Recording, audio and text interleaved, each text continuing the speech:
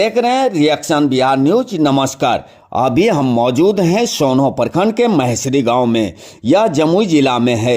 महेश्वरी राजपूतों का गांव है। उसी गांव के बीच बाबा लक्ष्मी नारायण जी का मंदिर है। श्रद्धालुओं का मानना है यहाँ जो लोग बाबा लक्ष्मी नारायण के चौखट पर आते हैं उसका मनोकामना पूर्ण होता है। कहा जाता है यह मंदिर सैकड़ों साल पुराना है। यहाँ एक बार जटाधारी जोगी आए थे। गांव की भक्ति से खुश होकर वरदान मांगने बोले। राजा राम जी वरदान में ठाकुर जी को मांग लिया।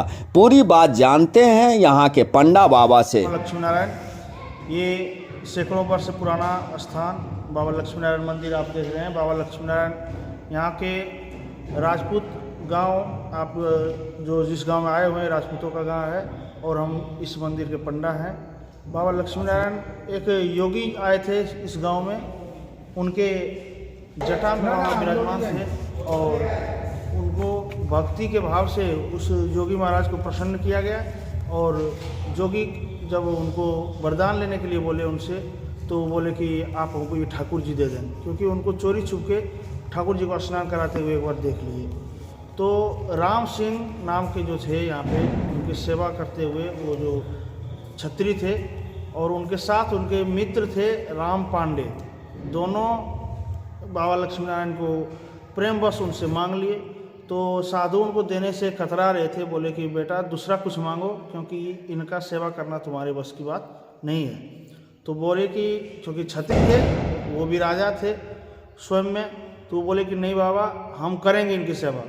तो बोले कि ठीक है, इनका अहोरात्रि करना पड़ेगा, जिसमें कि एक कार्तिक पूर्णिमा है और एक जन्माष्टमी के समय मनाया जाता है। एक क्या बोलते हैं उसको, पंचमी, श्री पंचमी जो कि सरस्वती पूजा के समय होता है, उसमें अहोरात्रि 3 अहोरात्रियाँ और एक झूलन महोत्सव जो कि 15 दिनों तक का यहाँ भव्य झूलन महोत्सव मनाया जाता है बाबा के दरबार में 15 दिनों तक। तो यही इनका जीवनी है। यहाँ पे विशेषतः कार्तिक पूर्णिमा जो कि यहाँ पे सैकड़ों नहीं, हजारों नहीं, बल्कि लाख का संख्या में लोग पहुँचते हैं।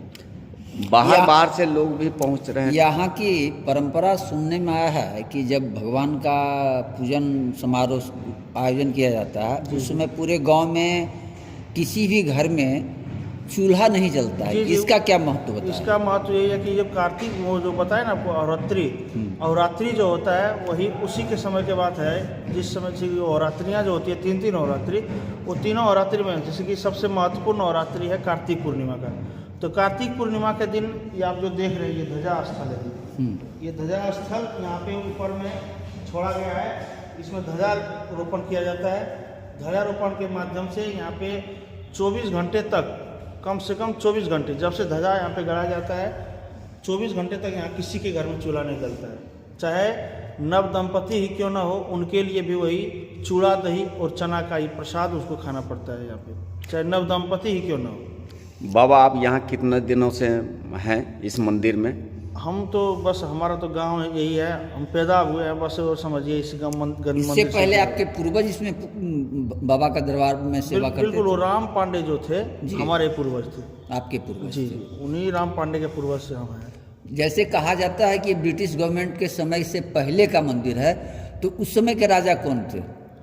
वही राम पांडे जो थे ना, तो यहाँ पे तो महेश्वरी के महेश्वरी राज इस नाम से भी विख्यात है, इसलिए इस गांव का नाम महेश्वरी पड़ा। जी जी, महेश्वरी दुर्गा माता का नाम है, उसी के ऊपर नाम है ये इस और गाँव का। जी जी, महेश्वरी जगन्नाथ सिंह नाम के राजा हुआ करते थे यहाँ पे। हाँ, और यहाँ जमींदारी वाला था हिसाब किताब महेश्वरी का, यहाँ के जमींदार थे।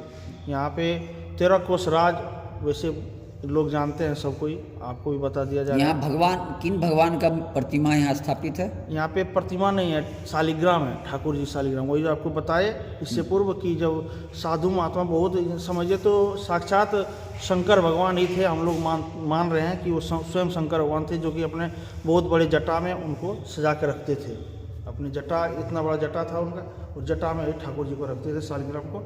और इनकी बहुत सारी कथाएं हैं जो कि एक बार में लोग समझने में अच्छा, इनका मान्यता है कि यहाँ से जो भी लोग मन्नत मानते हैं वो पूर्ण होता है, इसमें क्या सच्चाई है? निश्चित रूप से सच्चाई है, क्योंकि ये सच्चाई हम नहीं बल्कि जो भक्त यहाँ आते हैं वही बता सकते हैं। हम तो इनकी 100 नहीं महिमा है। अपरंपार है, कहने का बिल्कुल, मतलब बिल्कुल। इनकी महिमा अपरंपार है। महिमा बिल्कुल अपरंपार है और साक्षात विराजमान है बाबा लक्ष्मी नारायण यहाँ पे जो है, साक्षात विराजमान है।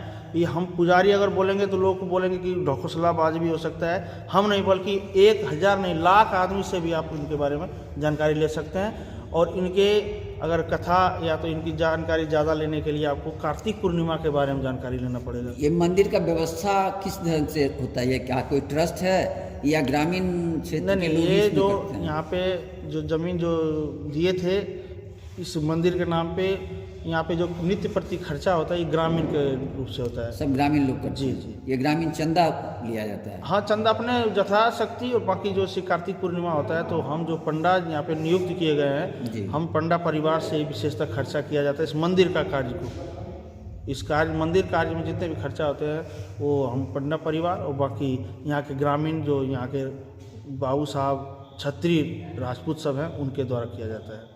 आपका नाम क्या हुआ बाबा मेरा जी? नाम राजेश कुमार पांडे है। धन्यवाद।